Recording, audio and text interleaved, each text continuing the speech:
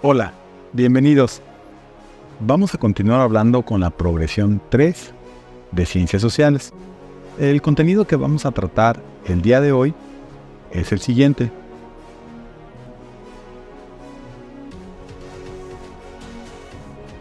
Vamos a hablar sobre el papel social, sobre los roles que generamos en la sociedad. ¿Qué son los roles sociales? Los roles sociales son como los guiones que seguimos en nuestra vida diaria. Son patrones de comportamiento que se espera de nosotros según nuestra posición dentro de una estructura social. Por ejemplo, el rol de un maestro implica enseñar, guiar y evaluar a los estudiantes, mientras que el rol de un estudiante es aprender y seguir las instrucciones del maestro. ¿Cuáles son los ejemplos de roles sociales? ¿Cómo podríamos mostrar algunos ejemplos? Para ser más claro, pensemos en cosas que estén un poquito a nuestro alcance. El rol de un estudiante. Cuando llegas a la escuela, se espera que asistas a clases, que hagas tus tareas, que participes en actividades. Este rol no solo implica aprender, sino también comportarte de manera respetuosa ante tus compañeros y profesores. Otro rol puede ser el rol de amigo. Cuando estás con tus amigos, se espera que seas leal, que escuches, que apoyes a los demás. Este rol puede cambiar dependiendo del grupo en el que estés. Quizás sea el más divertido en un grupo o el más serio en otro. Puede ser el rol de un hijo o una hija. En casa se espera que ayudes con tus tareas, en el hogar, que respetes a tus papás, que sigas las reglas de la casa. Este rol es fundamental para la dinámica familiar y para tu desarrollo personal. Los roles finalmente se vienen a convertir en el papel que juegas dentro de un entorno, dentro de un contexto. Es decir, cuál es la posición se puede decir la posición que desarrollas dentro de un campo de juego. Vamos a hablar además de la interrelación de los roles. Es importante entender que un ser humano, como un ser holístico, no tiene un rol fijo. Puede cambiar según el contexto. Una persona puede desempeñar múltiples roles al mismo tiempo. Por ejemplo, tú puedes ser estudiante de la escuela, hijo en tu casa, un atleta en un equipo de deportes. Cada uno de estos roles tiene diferentes expectativas asociadas. Por ejemplo, imagina a un estudiante que juega en un equipo de fútbol. En la escuela tiene que concentrarse en sus estudios y cumplir con sus tareas. En el campo de fútbol su rol cambia. Debe trabajar en equipo, seguir instrucciones del entrenador y dar lo mejor de sí. Y además, por ejemplo, puede jugar el rol de pareja. Puede tener una relación sentimental con alguien y en ella tiene que tener ciertos comportamientos o actitudes para tener una relación más armoniosa como pareja. Además, puede ser el mejor amigo de alguien y entonces se convierte en su confidente, en su escucha y con ello pues juega un cuarto rol, ¿no? Estos roles, por ejemplo, con el tiempo pueden entrar en conflicto. Imagínate que de repente hay un partido importante el día antes de un examen. Y además de eso, tu novia te pide que vayan al cine. El estudiante puede sentirse presionado por cumplir con todos estos roles. Y a eso le podríamos sumar incluso que, por ejemplo, tu amigo te manda un mensaje que está pasando por una crisis existencial. Aquí es donde la habilidad de gestionar el tiempo y las prioridades son importantes. Uno entre los roles es muy importante que nosotros entendamos pues que no son fijos, ¿no? Pueden cambiar según el contexto. Una persona puede desempeñar múltiples roles al mismo tiempo. Por ejemplo, como lo habíamos analizado, tú puedes ser estudiante en la escuela, un hijo en la casa y un atleta en el área de los deportes. Cada uno de estos roles pues tiene sus diferentes expectativas, ¿no? Imagina que un estudiante que juega en un equipo de fútbol en la escuela tiene que concentrarse en sus estudios y cumplir con sus tareas. En el campo de fútbol su rol cambia y debe trabajar en equipo según las circunstancias. Los roles son patrones de comportamiento que se espera de los individuos en función de su posición dentro de una estructura social. Estos roles no son fijos, pueden cambiar según el contexto y las circunstancias. Según Herbert Mead, un destacado sociólogo subrayó la importancia de estos roles en la interacción social, destacando cómo estos moldean nuestras acciones y relaciones.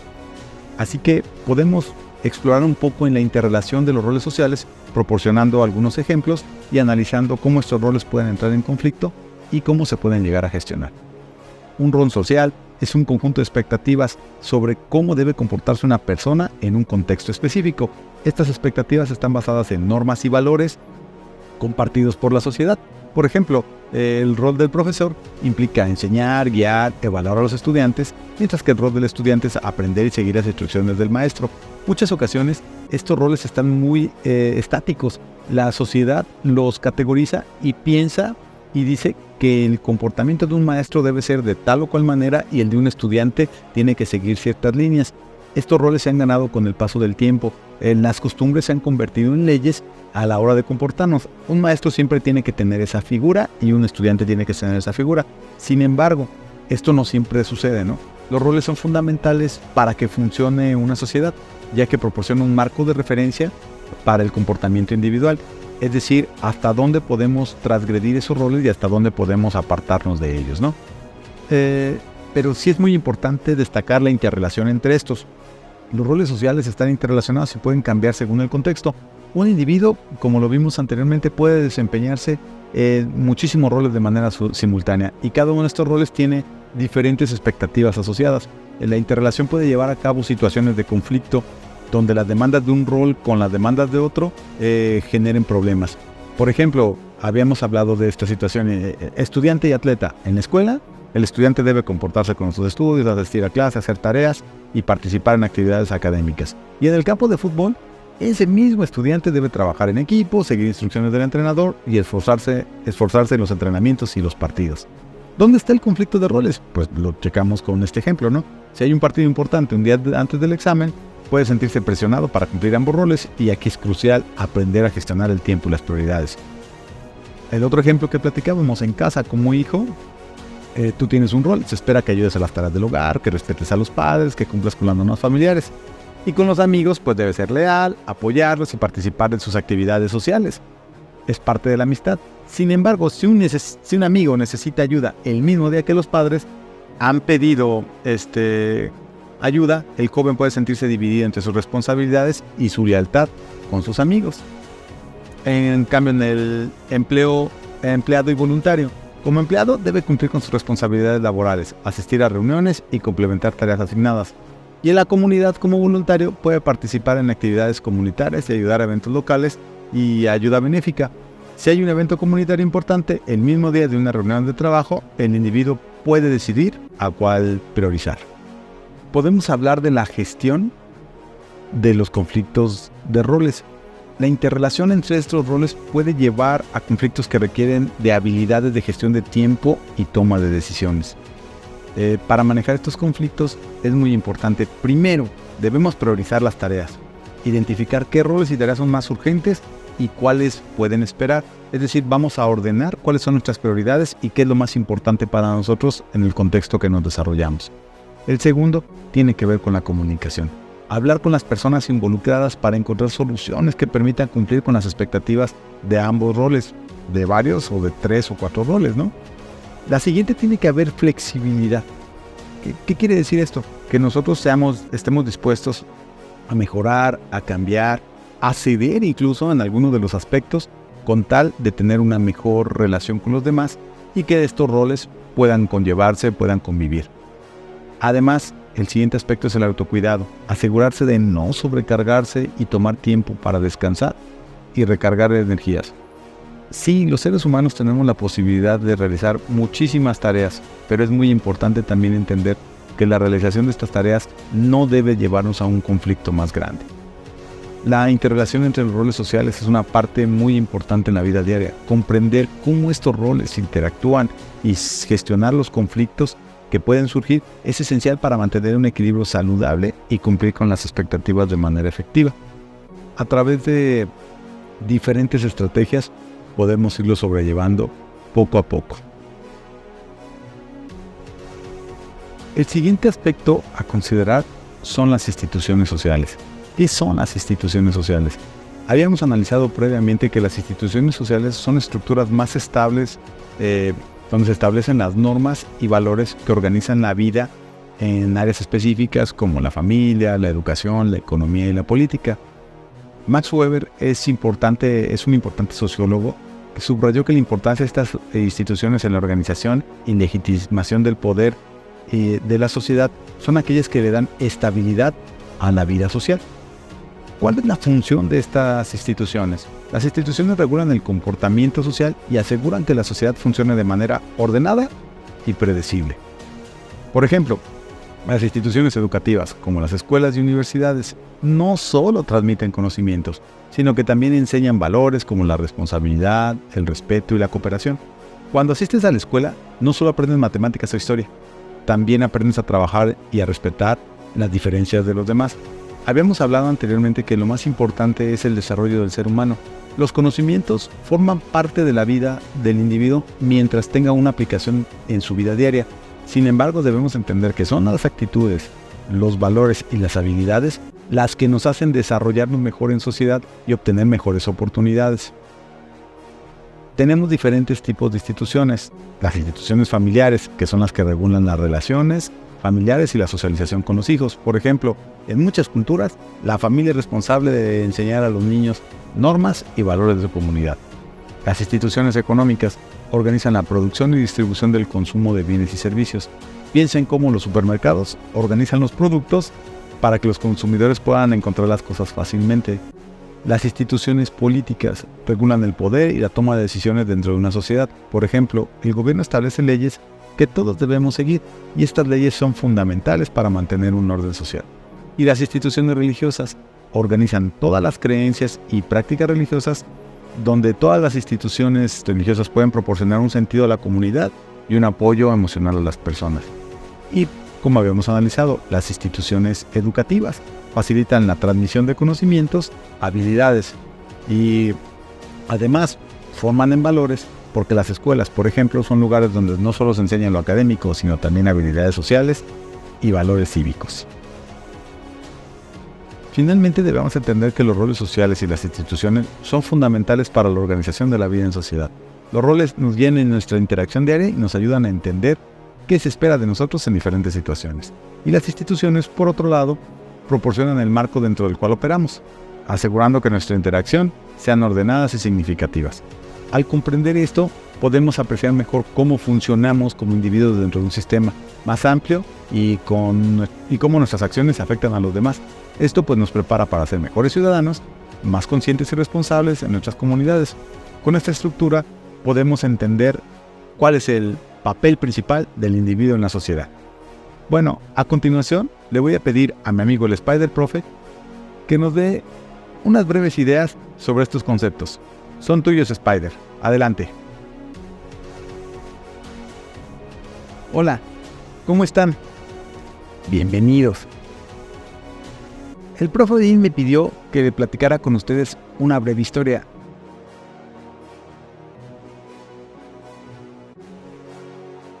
Así que les voy a contar esta historia. El gran conflicto en la escuela primaria. En una pequeña escuela primaria llamada El Arco Iris, un grupo de amigos disfrutaba de sus días llenos de risas y juegos. Entre ellos estaban Lucas, un niño alegre y extrovertido, Sofía, una niña muy estudiosa, y Diego, un apasionado del fútbol. Cada uno tenía su propio rol en el grupo, pero un día estos roles se pusieron a prueba. Era un lunes soleado y todos los niños estaban emocionados por el inicio de la semana. La maestra Ana anunció que habría una competencia de talentos el viernes y todos debían participar. Lucas, que siempre quería ser el centro de atención, decidió que iba a hacer un truco de magia. Sofía, que se tomaba muy en serio sus estudios, decidió que iba a presentar un proyecto sobre el sistema solar. Y Diego, por su parte, quería hacer una exhibición de fútbol mostrando sus mejores trucos. A medida que se acercaba el día de la competencia, los roles de cada uno comenzaron a chocar. Lucas estaba ansioso por participar con su magia y quería que sus amigos lo ayudaran a ensayar. Sin embargo, Sofía estaba tan concentrada en su proyecto que no podía distraerse. «Lucas, tengo que estudiar, no puedo perder tiempo con tus trucos», le dijo. Diego, que también estaba estrenando para su exhibición, se sintió frustrado. «Vamos, Sofía, no puedes ser tan seria todo el tiempo. Deberías unirte a nosotros y divertirnos un poco», exclamó. Sofía, sintiéndose presionada, respondió: «No puedo, tengo que sacar una buena nota. Si no estudio, no podré presentar mi proyecto». La tensión aumentó. Lucas se sintió herido porque sus amigos no lo apoyaban, porque no pueden entender que solo quiero que se diviertan conmigo, pensó. Sofía, por su parte, se sintió incomprendida y sola, atrapada entre su deseo de ser una buena estudiante y su deseo de pasar tiempo con sus amigos. Diego se sintió frustrado porque creía que sus amigos no lo valoraban y la diversión y la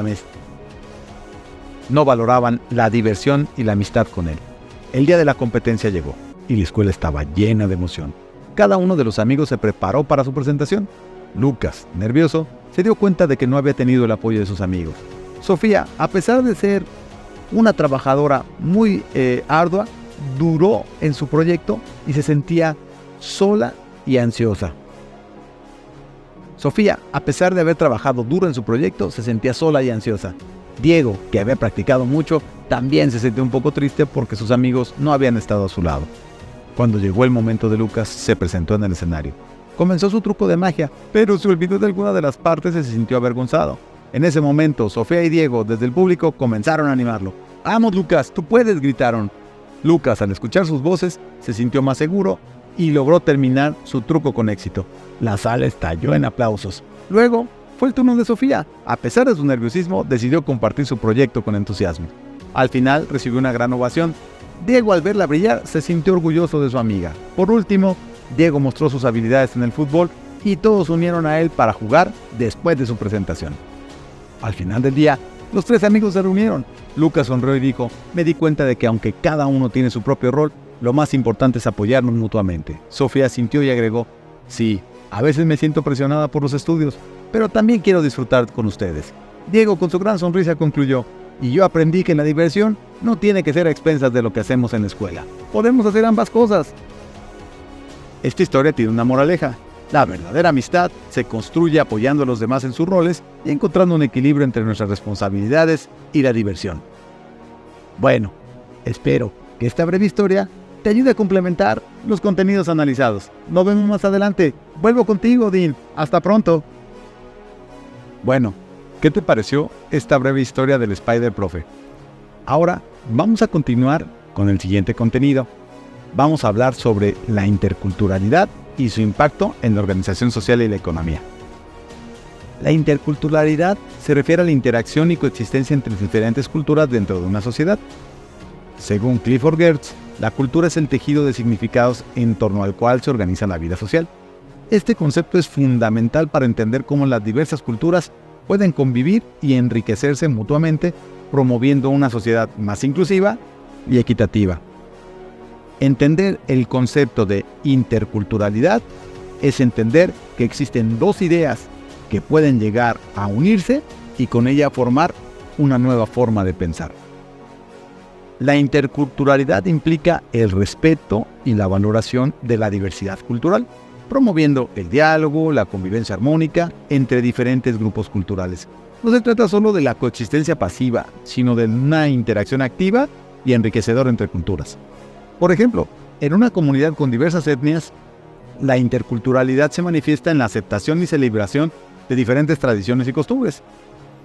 Piensa en una escuela donde hay estudiantes de diferentes orígenes culturales. Se pueden organizar festividades y que celebren diferentes tradiciones. Por ejemplo, el Día de Muertos o el Año Nuevo Chino, por ejemplo. O incluso algunos como un Bar Mitzvah, que depende de la cultura judía. Entonces podemos pensar en diferentes formas de manifestarnos dentro de un espacio. Pero bueno, ¿cuál es el impacto que tiene esto dentro de la organización social? La interculturalidad enriquece la organización social al incorporar muchas perspectivas y prácticas, lo que puede conducir a una sociedad más inclusiva y equitativa.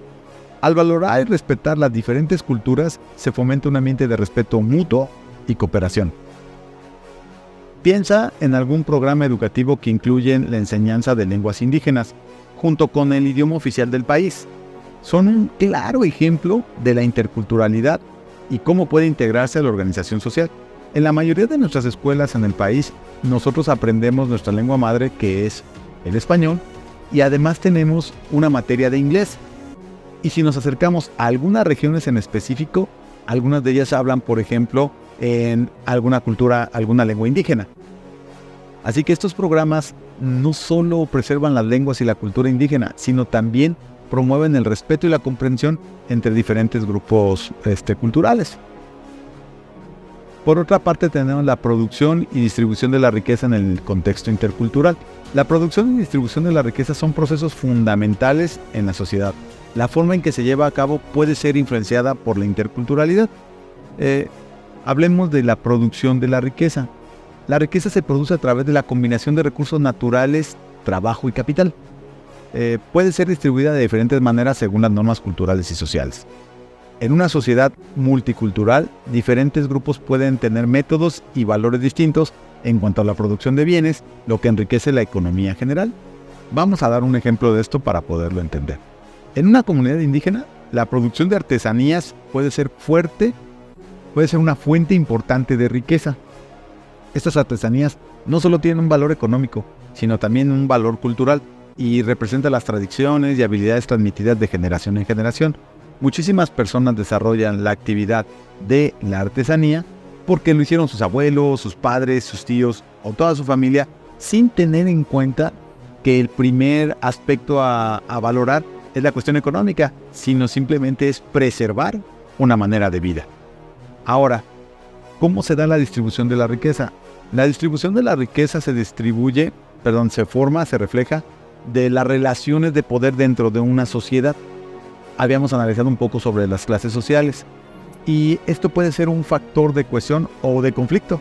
Las políticas de redistribución que buscan equilibrar las desigualdades entre grupos culturales y sociales son esenciales para encontrar y promover la justicia social. ¿Cómo podemos entender esto? Las políticas de redistribución que incluyen programas de becas para estudiantes de comunidades marginadas o subsidios para pequeños agricultores de diferentes grupos étnicos son un ejemplo de interculturalidad. Se debe de apoyar a las diferentes zonas de una región para que tengan mejores oportunidades. Esto puede influir en la distribución de la riqueza. Estas políticas no solo ayudan a reducir la desigualdad económica, sino que también promueven a la inclusión, al desarrollo de todas las comunidades. Debemos entender que la interculturalidad es un concepto clave para entender cómo todas las culturas pueden interactuar y coexistir de manera armoniosa dentro de una sociedad. Al promover el respeto, la valoración y la diversidad, la interculturalidad enriquece la organización social y la economía, conduciendo a una sociedad más inclusiva y equitativa. Es fundamental que las políticas y programas educativos reflejen y promuevan estos valores para constituir un entorno y un futuro más justo y cohesionado, donde todas las personas tengan las oportunidades para salir adelante. Bueno, con esto estamos terminando este contenido. Espero que te hayamos ayudado y nos vemos más adelante. Hasta pronto.